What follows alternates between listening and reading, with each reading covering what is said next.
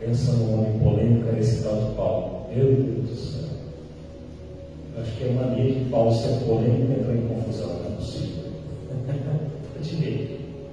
Segunda carta de Paulo aos Coríntios, porque Paulo aqui só vivia em confusão. Meu Deus do céu. O homem era terrível. Louvado seja Deus. Coisa linda, né? Aqui no capítulo de número 11, Paulo continua a sua defesa.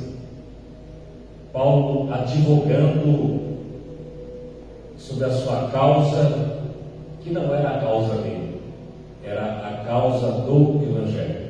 Paulo continua a sua defesa em prol do Evangelho, continua a sua defesa sobre o seu ministério apostólico, e Paulo censurando os falsos apóstolos, né?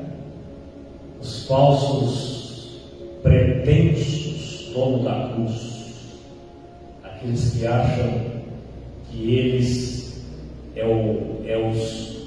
os homens que formam novas doutrinas e a seu bel prazer lança o seu pensamento e demanda uma obra muito hostil, levando centenas e milhares de pessoas à perdição eterna. O inferno é lugar de pavor, mas Cristo te espera de braços abertos. Glória a Deus. Aqui o polêmico Paulo fala aqui no versículo 11, ou no capítulo 11, igual o irmãozinho que pregou aqui nesses tempos atrás. Vamos ver aqui no capítulo 11, no capítulo 11, aí vem aqui no versículo 11 lia. Não vai aprender nunca, né? Infelizmente, esse tipo de gente que não tem doutrina bíblica. Capítulo 11, verso 1 diz assim: tomara que me suportasseis com um pouco da minha loucura. Então Paulo está dizendo para os coríntios: tomara que vocês me suportassem com um pouco da minha loucura. Isso aqui de maneira irônica, né? Paulo vai meter um cacete aqui nos falsos apóstolos. E Paulo fala para a igreja de Corinto, porque eles estavam divididos, né? Com a doutrina apostólica ou com a doutrina humana. Então Paulo diz: tomara que me suportasseis um pouco na minha loucura, suportai-me, porém, ainda, porque estou zeloso de vós com o zelo de Deus. Aqui essa palavra, estou zeloso de vós com o zelo de Deus, você pode entender em outra tradução.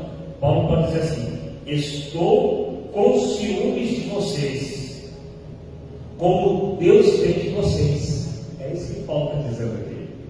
Paulo foi o fundador da igreja de Corinto, e Paulo, ele ele era o pai espiritual daquela igreja.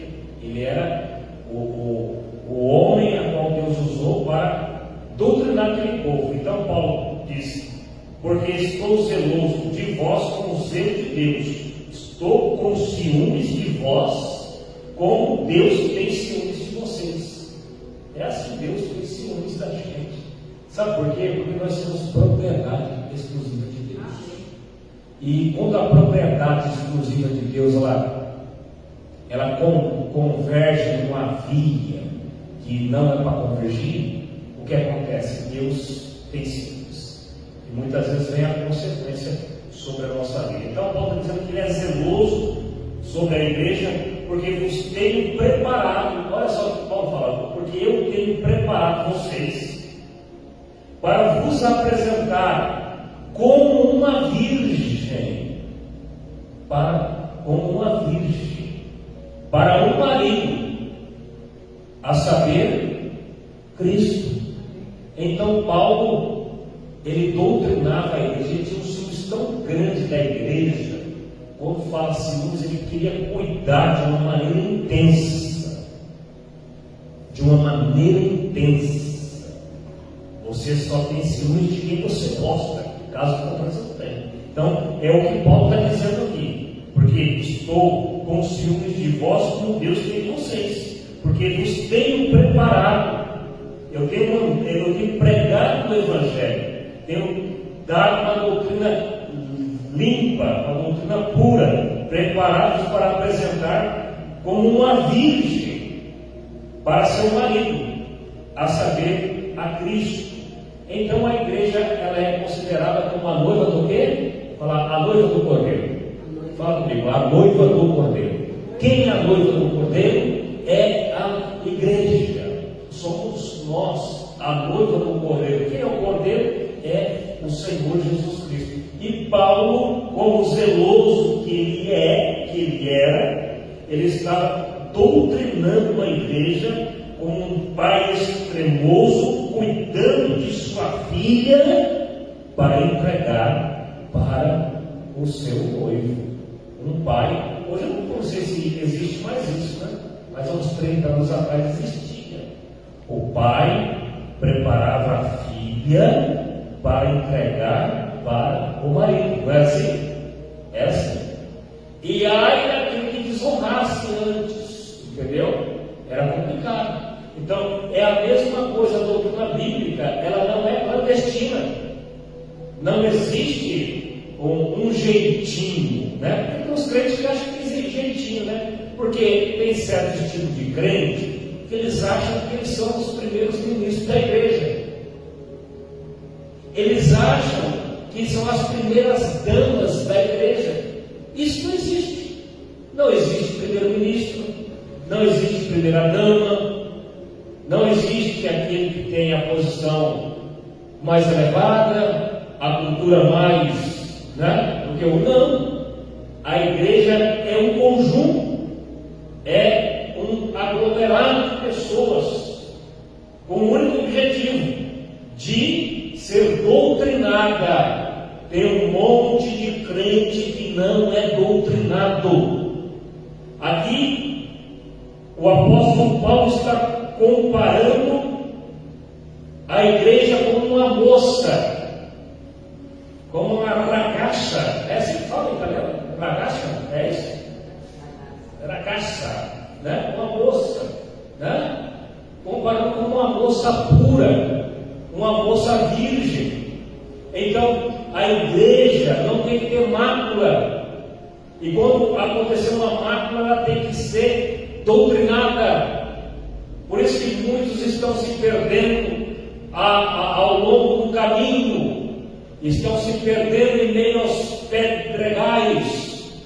Estão se perdendo ao meio ao sol que queima a sua semente do sol da terra. Estão perdendo a sua salvação, essa é a grande verdade.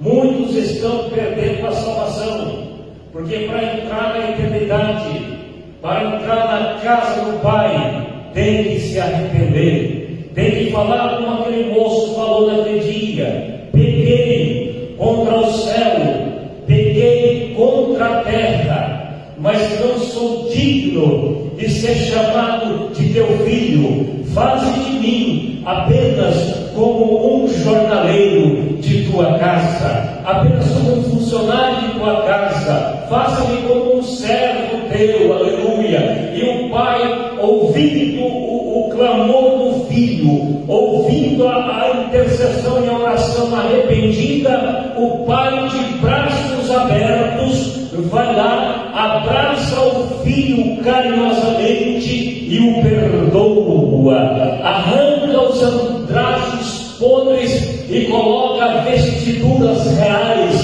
vestes novas, arranca o anel de honra do seu dedo e coloca na sua mão e lhe faz mais um banquete e o coloca diante de seus irmãos. Aleluia.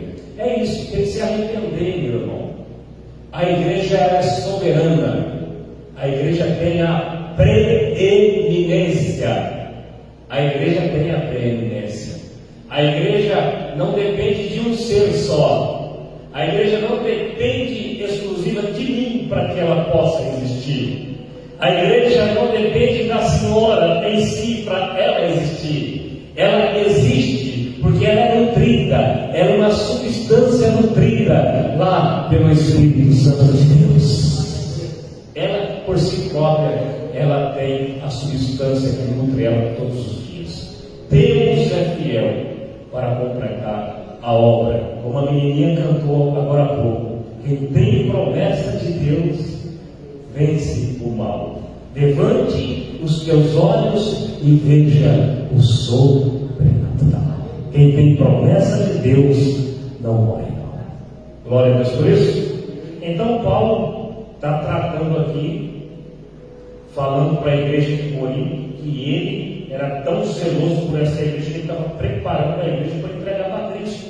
Mas tinha uns senhores no meio da igreja que estavam querendo desvirtuar a mensagem cristocêntrica, a mensagem apostólica de Paulo. Eles estavam querendo modificar a base estrutural do culto, a liturgia do culto. Eles estavam querendo mudar a doutrina. Então, quando se muda a doutrina por vontade humana, isso aí é produzida por vontade humana. E a Bíblia, o próprio Senhor Jesus fala: aquele que acrescentar ou aquele que diminuir, aquele que mexer na estrutura que Cristo montou, será tirado o direito da árvore da vida. Graças a Deus, essa humilde igreja, ela conserva a santa doutrina de Cristo, o Evangelho de nosso Senhor e Salvador Jesus Cristo. Eu acho que aquela menina ia gostar de ouvir essa palavra. Louvado seja Deus. Glória a Deus. O verso 3. Mas temo que, vai aqui, Paulo, mas temo que, eu tenho temor que, assim como a serpente enganou Eva, e com a sua astúcia, temos astúcia no nosso meio, né? Não vem com astúcia aqui não, meu filho. Né? Aqui tem homem experimentado e maduro, espiritualmente falando. Com astúcia, assim também seja, de alguma sorte, corrompidos os vossos sentidos, e se apartem da simplicidade que há em Cristo. Olha só que profundidade esse homem escreveu nesse verso 3. Mas tendo, assim como a serpente é o diabo que enganou Eva com a sua astúcia, né? Porque o diabo, ele não vem com cara de diabo, viu, meu filho? O diabo não vem com cara de diabo, com cara de dragão cuspindo fogo, não. Ele vem com sutileza, ele vem com palavras, ele vem com gestos, ações, para seduzir, para enganar, como enganou a Eva. E o apóstolo Paulo, ele diz com a sua astúcia: assim também sejam de alguma sorte corrompidos os vossos sentidos. Vocês lembram que eu falei quinta-feira passada? Que a nossa mente, ele é um campo espiritual, e nesse campo espiritual o homem terá sucesso ou fracasso, porque é na mente, é no sentido. Paulo está dizendo aqui, ó, no sentido, na vossa razão, né? Engane no vosso sentido. Então o pensamento vem e desce ao coração. Quando desce ao coração e o negócio é consumado, o que acontece? O homem se torna um fracasso. Aí Paulo fala que nós temos que levar os nossos pensamentos cativos a Cristo. O que é isso, levar o pensamento cativo a Cristo? Quando vem aqueles pensamentos que não são de Deus. O que é o pensamento que não é de Deus? Aquilo que não é original, aquilo que não tem procedência de moralidade, aquilo que a palavra moral, das leis morais de Deus executa quando vem, e o cara tenta praticar. Quando isso vem, a gente tem que repreender e falar: sai no nome de Jesus, porque a minha mente, o meu coração pertence a Cristo Jesus. Minha mente, o meu coração é morada do Espírito Santo. Então, Paulo está dizendo que corromper os vossos sentidos, essa é a parte da simplicidade que há em Cristo. Olha, o Evangelho é simples, viu? Não existe frescura.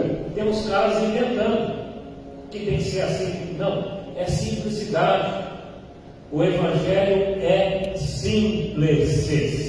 É simplicidade, porque Cristo era simples. As palavras de Cristo eram acessíveis, né?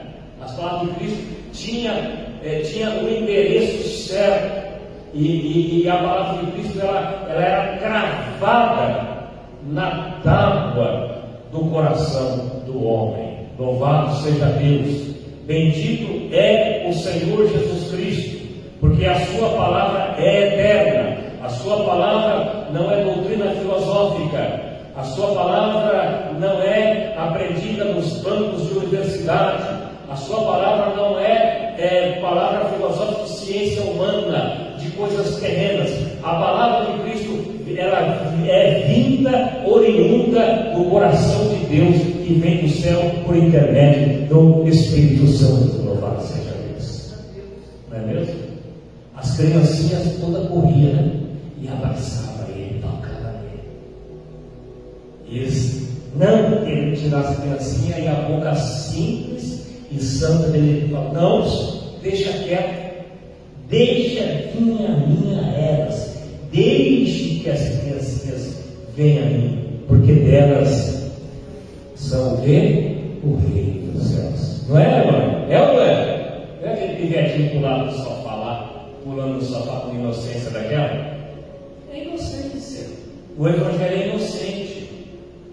O Cordeiro foi inocente. Nós temos que ser inocentes na consciência.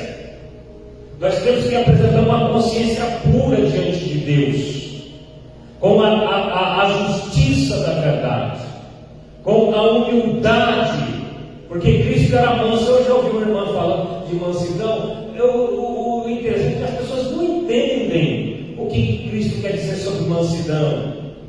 Quando fala que Moisés era o homem mais manso de todo Israel, Moisés era o homem mais preparado de todos eles, tanto materialmente, academicamente, como espiritual. Moisés era avançado espiritualmente, e também era um homem muito conhecido por toda a ciência do Egito que ele aprendeu. Quando se fala que Moisés era o homem mais manso, Moisés era um homem humilde, era humilde. Moisés, quando não estava nas suas funções como o profeta do Senhor, Moisés, quando não executava, quando ele estava no meio do povo, ele era simples. Isso é mansidão. Moisés não se vangloriava do seu cargo, de sua posição. Vai lá ver o rei Davi, quando a arca da aliança saiu da casa de Obed-edom e a caminho de Jerusalém, o que Davi fez? Davi arrancou as vestes reais, Davi arrancou a coroa da cabeça, porque a coroa é de Deus, aleluia. Arrancou as suas roupas de gala, se vestiu como um homem comum, aleluia. Começou a dançar e saltar e adorar o Senhor na presença do Deus de Israel, se humilhando, porque a honra, a glória é de Deus. Mansidão é isso, é humildade. Entendeu, meu filho? Não é porque o cara tem uma personalidade forte, como esse cara que tinha, viu? Esse cara não era essa letra que ele está traduzindo aqui, ele falava coisa forte. Para falar tudo isso aí, o cara tem que ter uma personalidade muito forte, senão ele não fala. Não é porque o cara tem a personalidade forte que ele. Não é isso. Mansidão não é isso. Não é isso que se trata de mansidão. A pessoa mansa é a pessoa humilde. Ela reconhece quem é Deus na sua vida.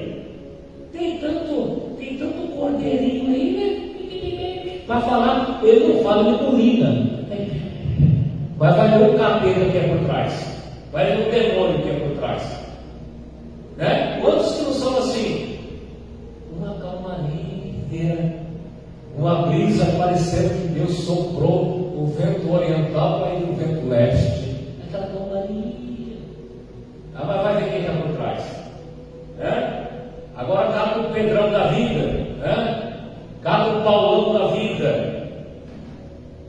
Mansidão, como Paulo está dizendo, como Cristo falou, que mansidão é você ser humilde e reconhecer que você provém de Deus, que tudo que você tem é de Deus, tudo que você realizou na sua vida é Deus, e tudo que você irá possuir é Deus, e onde você for, você reconhece isso e sabe que a honra, a glória e o louvor pertence somente a Deus, somente a você.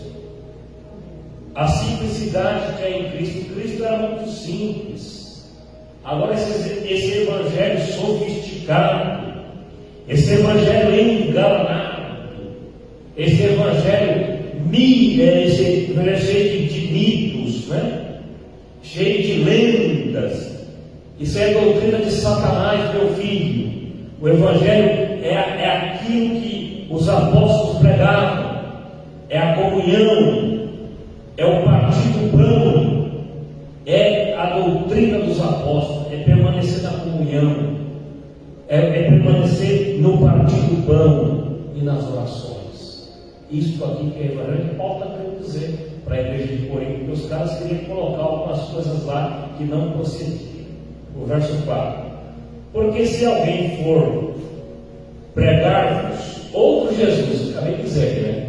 Se alguém for pregar outro Jesus, que não prega, esse Paulo está dizendo. Se alguém for pregar-vos outro Jesus, que nós não temos pregado, ou se recebeis outro Espírito que não recebestes, ou outro Evangelho que não abraçastes, com razão ou sofrereis. Com razão ou sofrereis. Então tinha um grupo lá no meio de Corinto, da igreja, que eles estavam mudando a adoração. Eles não estavam colocando Cristo no centro, eles estavam introduzindo outro tipo de doutrina que Paulo está repreendendo aqui. Paulo fala: se eles pregarem outro evangelho que eu não prego, né? Isso aí não tem base, porque o que eu prego foi o que eu recebi, o que Cristo me deu. Agora eles não. Paulo está ironizando, eles não. Quem são eles? Olha o que Paulo protesta aqui no verso 5. Porque penso que em nada fui inferior ao que, irmão? Aos mais excelentes apóstolos. Quem foi esses mais excelentes apóstolos? Vou ler de novo, vocês vão raciocinar e vocês vão responder. Porque penso que em nada, Paulo fala, não devo nada a ninguém. Fui inferior, fui menor aos mais excelentes apóstolos. De quem ele está falando aqui? Está falando de Pedro, de Tiago, de João. Está falando dos apóstolos originais, daqueles que andaram com Cristo. Então ele fala: olha, eu penso que em nada eu fico atrás deles, não sou inferior a eles, aos mais excelentes. Por que ele fala isso aqui? Porque ele está defendendo que aquilo que ele recebeu não foi de homem, foi do próprio Cristo. Entendeu? Paulo não andou com Cristo, como Pedro, Tiago, João e os demais, mas Cristo apareceu para Paulo, como ele fala, como se fosse um abortivo, né? A caminho de Damasco. Ele apareceu a mim e ali me falou que eu deveria padecer por causa do seu nome. Os verdadeiros apóstolos são aqueles que andaram com Cristo e Cristo apareceu a eles. Agora estão surgindo um monte de apóstolos por aí, né? apóstolo A, apóstolo B, apóstolo C, apóstolo D. Eu já contei isso para vocês. Eu estava num lugar, isso aí tem uns 10, 12 anos atrás. Você lembra que eu te contei uma história ontem aqui? De um camarada que se levantou? Você lembra que eu contei a história? E era de lá, foi um dos tais. E a gente se encontrou, e um dia numa roda, ele falou para mim: você é pastor, eu sou bispo. Eu falei: você é bispo? E daí, isso é bispo? Eu falei: eu sou mais do que você. Eu falei: é? Tá certo, senhor bispo. Eu sou bispo. Eu falei: bom, bispo. Eu sou mais do que você. Então é cada patife, é cada besta que existe aí, meu irmão. Vou contar uma coisa para você. Então Paulo está dizendo: olha, eu não fico atrás de Pedro, de Paulo, de João, não, de Tiago, de João e de Pedro e dos outros apóstolos. Aí ele diz assim: se sou o quê? O que está escrito aí? O verso número 6: se sou rude. O que é uma coisa rude, meu irmão? Rude é o quê? É o cara áspero, né? É o cara áspero, minha filha. É o cara de que fala. Rude não é aquele bonitinho, ai, que fofura. Não. Rude, rústico, sistemático, né? É isso que está dizendo aqui. Se eu sou rude na palavra, não sou o quê? Contudo, na ciência, no conhecimento. Eu sei o que eu estou fazendo. Agora os outros não sabem, mas eu sei. Eu sei o que eu estou fazendo. Se sou rude na palavra, se eu sou firme na palavra, né?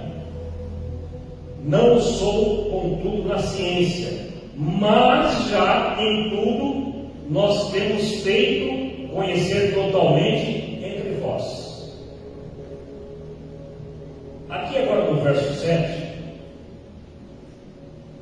Paulo está dando a sua narrativa sobre o seu desprendimento, o seu desapego, né? Porque o lobo ele é apegado, o lobo ele se apega, o pastor ele é desapegado, o pastor é cuidador, não é isso? O pastor é cimento, como Deus é. O lobo não, o lobo quer aproveitar, o lobo quer a lã da ovelha, a gordura. O pastor não, o pastor, quando a ovelha está cabeluda, ele tosquia a ovelha, e a ovelha, quando está rebelde, ele pega o cajado e traz ela de volta. Para que é o cajado? O cajado é para puxar, e o pastor, quando puxa a ovelha, ele não puxa com amadinho, é com brutalidade. É rústico. O pastor para resgatar o ovelha. Tem momentos na vida que você tem que ser firme. O pessoal que gosta de Neemias, ela deu Esdras é contemporâneo de Neemias.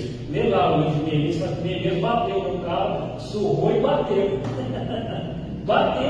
Deu uma surra por causa da fé. Eu fui lá, espanquei e bati, literalmente. Lê Bíblia. Agora os crentes não estão preparados para a Bíblia, porque recebem essas palavrinhas aí de fundo de quintal. Esses barulhos. O cara aqui eloquente, que eu quero uma jumenta, eu não sabe o que ele está falando. Eloquente é quem entende, quem mostra, quem tem doutrina e conhecimento. Que conhecimento você tem? De gritar, de pular, de saltar? Isso não é avivamento, isso aí é carnaval. Não é carnaval? Isso aí é roda de samba, né? Isso aí é show de rock and roll, né? Não, ué. Avivamento é mudança de direção, mudança de caráter, O que é uma pessoa avivada? É uma pessoa honesta, é um homem santo, é uma mulher santa. O que é uma pessoa avivada? É uma pessoa que não tem uma vida errada, desregrada. é uma vida reta diante de Deus. O que é avivamento? É você pregar o Evangelho como ele é, e o Evangelho mexer lá na sua essência, mexer lá no âmbito da sua alma. Se o dedo não tocar na ferida e a ferida não doer, isso não é Evangelho. Isso é doutrina de lobo, porque a Bíblia fala que o livrinho que João comeu, quando ele colocou na boca, a Bíblia fala que era doce como mel, mas quando chegou no seu ventre, era amargo como fel. O Evangelho tem que mexer com você. Se não mexer, você não é um crente, você é um convencido, isso que você é. Se você não está na doutrina, você é um convencido, você é uma convencida. Você é uma convencida. Agora, se você está na doutrina, haja chuva, haja sol, haja tempestade, haja paz, haja guerra, haja dinheiro, não tenha dinheiro, tenha abundância, não tem, mas em todas as coisas, chorando ou sorrindo, mas você está na presença dele. Não é assim, né? Não é assim. Não sai, o crente verdadeiro não sai. Ou sai? Sai? Será que não sai? Sai não. O velho Jó não sai não. O cabra lá judiou do coitadinho do Jó, judiou do bichinho. Matou seus filhos. Quando ele perdeu os bens materiais, ele nem ligou. Mas quando perdeu os filhos, perdeu sua família, seus filhos. E depois lascou lá aquela lepra maldita. Que aquilo doía. Que o coitadinho jogava aquela cinza, sobre a sua pele para amenizar a dor, e coçava, uma sarda tão maldita, que ele raspava o cabo inteiro, mas não abriu a boca para atribuir a Deus aquilo. O verdadeiro crente é assim. Eu lhe admiro, e algumas partes admiro demais. Que era uma passou aqui, Agora, as coisinhas do Paraguai do voador do cotovelo, com as frescuras, Mas quem sabe se passou aqui, rapaz? Nunca vi essa mulher que ficou aqui por 5 anos aqui, com esse problema aí. Eu nunca reclamou. E o meu negão foi consolo para você, não foi? O negão foi resgatado lá no cemitério. O bichinho pulava lá. E ele pulava onde estava o negócio. Ele pulava em cima onde estava. Pode um negócio desse? Nosso Deus é lindo, Nosso Deus é lindo. Nunca vi essa mulher abrir a boca para falar. Aí obedece para reclamar. E os crentes querem sempre colocando chupetinha na boca dele. Vou pôr o que, rapaz? Falei igual aquele, que é o que, rapaz? É uma tendência, Não tem esse negócio não, meu filho. Você quer entrar no céu, você se torna um crente verdadeiro. Ou raspa para fora. Poxa, não é verdade? A Bíblia fala que aquele que usa dinheiro não permanece na casa de Deus. Irmão, o evangelho não é política. Mas se você falar isso, você vai afastar. O que afastou o quê? Se afastou porque está fora. Agora, se tocou na ferida, filho doeu, ele vai querer um aguento de Gileade. Ele não vai ser um Acasias da vida, não. Para Acasias tem o Elias, viu? Fique sabendo. Para Acasias tem Elias. E Elias tem palavra de Deus. Sobre a grama que você deitou, você não se levantar. Na mesma grama que você vai deitar, você vai descer a sepultura. Porque você deixou de ouvir o testemunho do Deus de Israel para consultar Baal, Beelzebub, Deus de Ekron. E assim diz o Senhor, o Deus de Israel: porventura não há um brinco em Gileade. Aleluia! Glória a Jesus. Aqui tem um aguento de Gileade. A porção do Espírito está sobre essa humilde congregação. O braço do Todo-Poderoso, do grande El Shaddai, está sobre a sua casa e sobre a sua família, te protegendo. e te guardando, e te livrando, e te restaurando, e te prosperando, abrindo porta onde não tem porta, fechando porta para o inimigo não te atacar, colocando os seres angelicais para defenderem a tua entrada e a tua saída. Aleluia. Glória a Deus. O desprendimento de Paulo. Você está pegado? Hein? Sabe quem fala hein? Minha mãe. Hein? Hein, menino? Como é? Hein? O verso 7. Porque porventura, humilhando-me a mim mesmo. Olha aqui. Pequei? Eu estou. Tá, é verdade, eu pulei. O verso. Eu pulei, é verdade. Pequei. Porventura, ele não está falando que pecou, está dizendo pequei. Porventura, humilhando-me a mim mesmo. Não, o apóstolo Paulo se humilhando a ele mesmo, perto desse escalãozinho aqui, é isso que ele está querendo dizer. O Paulo era um homem fora da curva. Pequei para servir vocês, humilhando a mim mesmo, para que vós fosseis exaltados. Eu me coloquei numa posição que não era minha, porque minha posição é maior do que a de vocês, é isso que Paulo falou. Mas eu me humilhei, me fiz de fraco para vocês serem exaltados. Isso é uma função de um pastor. Isso é uma função de um pastor. É muitas vezes se colocar no fraco para fazer aquele que é fraco ficar forte. É assim. É o que Paulo fala. O poder de Deus se aperfeiçoa na fraqueza. A gente tem que saber na hora de avançar e na hora de recuar. Então Paulo está dizendo, eu pequei, porventura humilhando a mim mesmo, para que vós fosseis exaltados, porque de graça, quando fala de graça aqui, olha para cá, ele está falando que ele não comprou nada, é dinheiro, viu? Porque de graça vos anunciei o Evangelho de Deus. Aí está perguntando, por que de graça eu vos anunciei? Por que Paulo está falando isso aqui com ironia? Porque esse povo era rico, cara. Era rico. Ele não estava falando para os coitadinhos da Acaia, da Macedônia, de Filipos, não. Ele estava falando para os poderosos de Corinto, né? Ele está falando, eu preguei de graça para vocês. O que ele está dizendo? Vocês são miseráveis, é isso que ele está dizendo. Vocês que tinham que me ajudar. É vocês que tinham que me sofrer.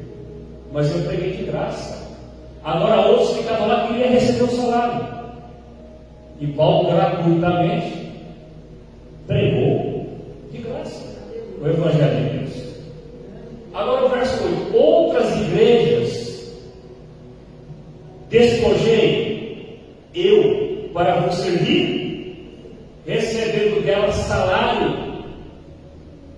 E quando eu estava presente convosco, tinha necessidade.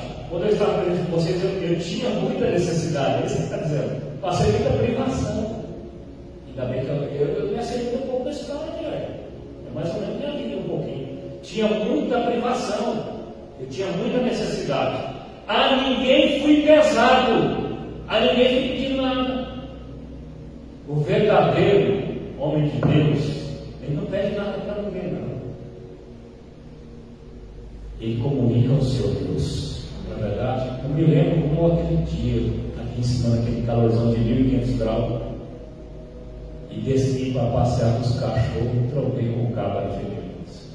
Ele me cobra com o teu sangue. E o cabra dá um prato de comida para mim.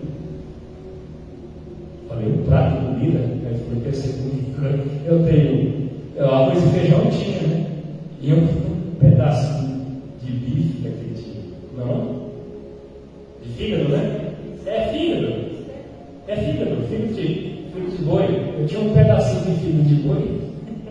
Eu falei, mas se eu der para esse cabra que amanhã vai para o almoço, então o que comer? Aí eu cocei minha cabeça. Aí eu falei, não vou dar não. Não vou dar não. Aí eu falei, meu Deus do céu, eu tinha pregado, acho que naquele dia, falando sobre repartir, dividir. Eu falei, o quê? Eu falei, pera aí, bicho, senta aqui. Senta aí, senta quietinho aí. Você não vai entrar aqui não, você tem balanço. Senta aí. E subi essas escadas, esquentei o tal do arroz do feijão, joguei o tal do bife lá do filho, né? Do filho. É bife? Não? É bife do filho? Não, conhece, sabe? Bife do filho.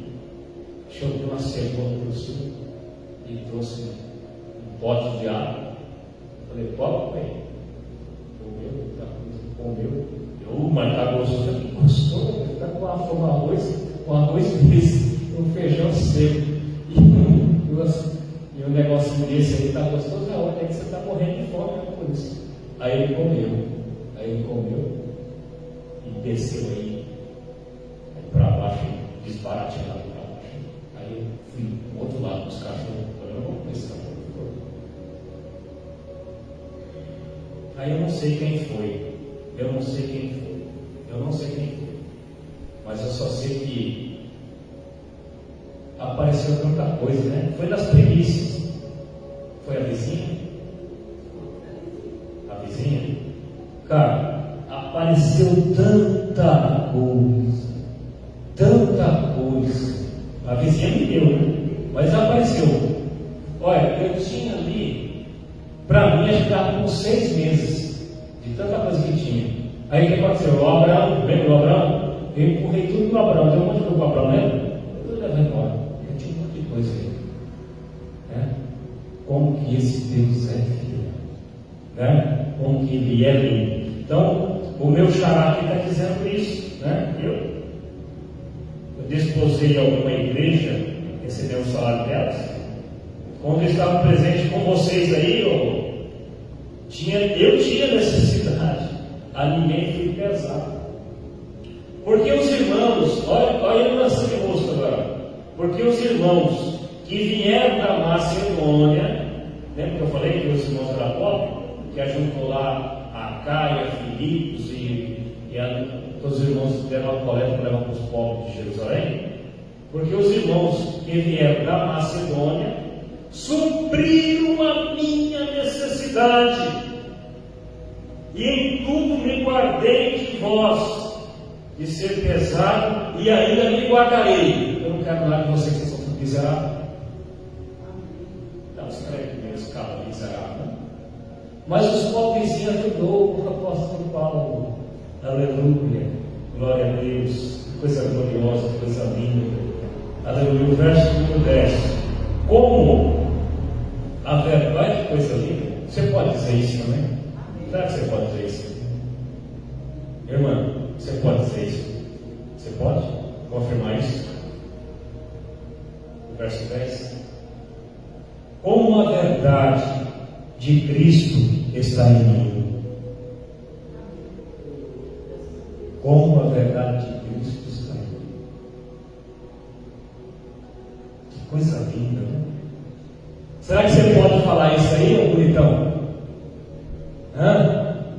Ei, lindona, será que a senhora pode falar isso aí? Se a senhora se acha que vira dama da igreja?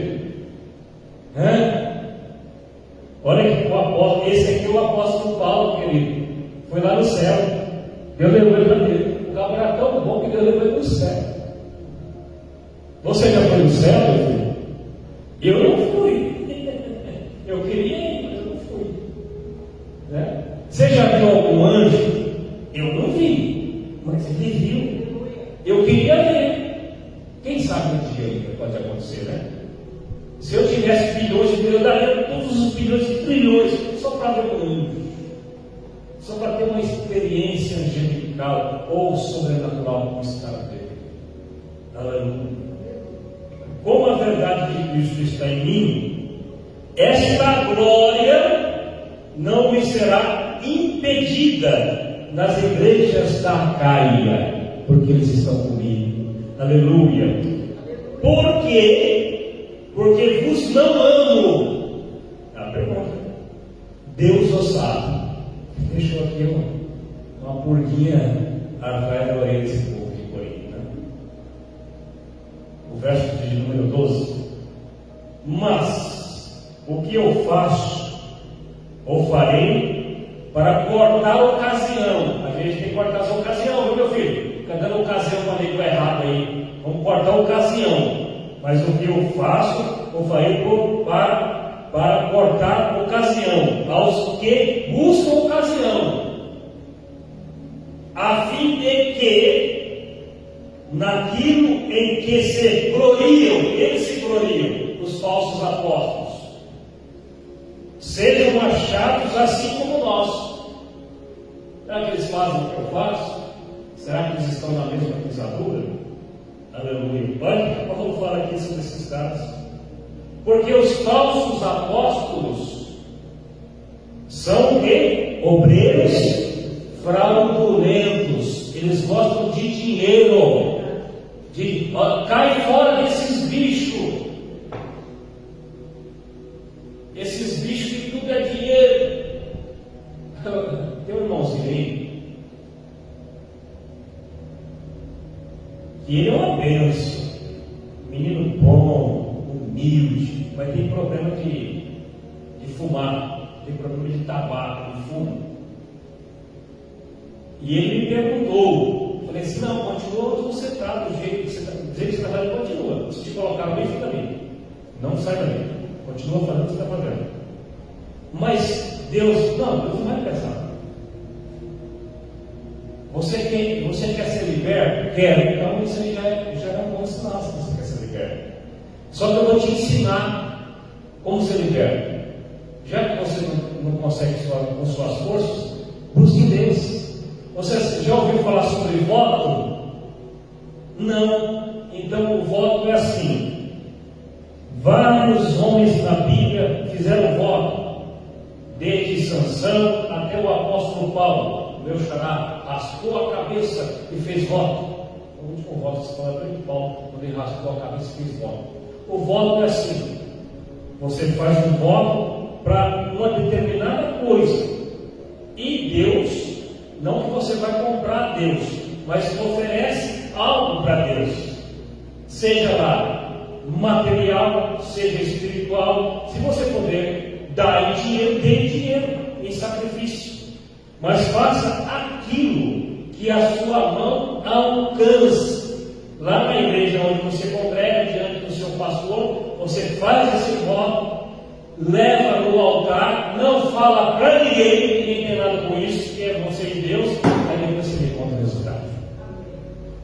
E aí quando me vê, fica tudo feliz todo dia. Todo dia ele manda mensagem, amanhã de bom dia, por quê? Porque essas pessoas estão sedentas de conhecer a verdade. A Bíblia fala: conhecereis a verdade e a verdade nos libertará. Agora fica nesses amuletos aí, gritando amuleto, joga sal, não pode jogar nem sal nem nas costas do sapo, meu filho, viu? Nem nas costas do bicho você pode jogar, porque você é um malvado. E jogar sal nas costas do sapinho, vai fazer o bichinho. Aí ele vai jogando sal na porta do céu. Isso é coisa de macumbeiro, rapaz.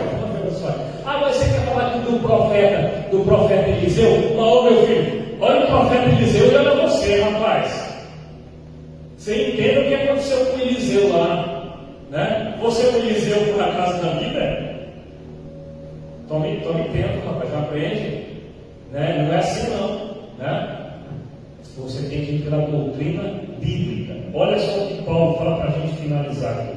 Porque os falsos apóstolos são obreiros fraudulentos, transfigurando-se. O que é transfigurar? É se transformar em apóstolo de Cristo. Se transfiguram em apóstolo de Cristo, se transformam em apóstolo de Cristo.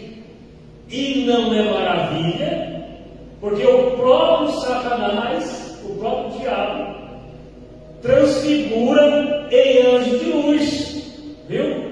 O diabo vem como um anjo de luz, não vem feio, não. Ele se transfigura em anjo de luz. O que é um anjo de luz? Todo bonitão, né? Todo educadão. Cuidado com os educadão, viu? Cuidado com os educados. Pergunte a Deus de onde vem a fonte, se essa fonte é legítima. Teste o Espírito primeiro. Teste de onde vem os Espíritos, se provém de Deus ou não. Porque você fazendo isso, você vai ter a resposta, né? De uma fonte de água. Não tem dois tipos de água, não sai dois tipos de água, salgado e doce, é uma ou outra. Então o próprio diabo, ele se transforma em anjo de luz. Agora o verso 15 para nós finalizar, Paulo fala: não é muito, pois, que seus ministros se transformem em ministros da justiça, a fim dos quais será conforme as suas obras. É pela obra do cara. Qual é a obra dele? Vê o dia a dia dele, vê o procedimento, vê da onde que surgiu, qual é a sua origem, tá? Quem são eles? Aí Paulo falou: olha, esses aí não são. Vocês estão deixando se seduzir, como a serpente enganou Eva com a sua astúcia. Cuidado com as astúcias de Satanás, porque ele se transforma em anjo de luz. E cuidado com os ministros de Satanás, que ele se transfigura em ministros, como se fossem os próprios ministros de Cristo.